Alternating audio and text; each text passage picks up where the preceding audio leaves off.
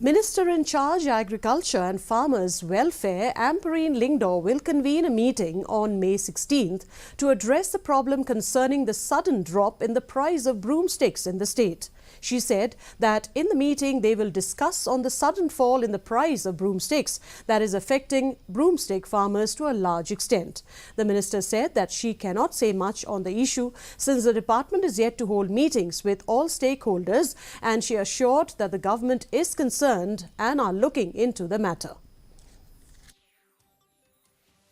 I am yet to be briefed about the reality of all situations, but we will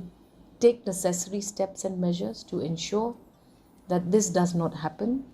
and that this lull in the market of broomstick does not continue for long. Beyond that, at this point of time, because we've not yet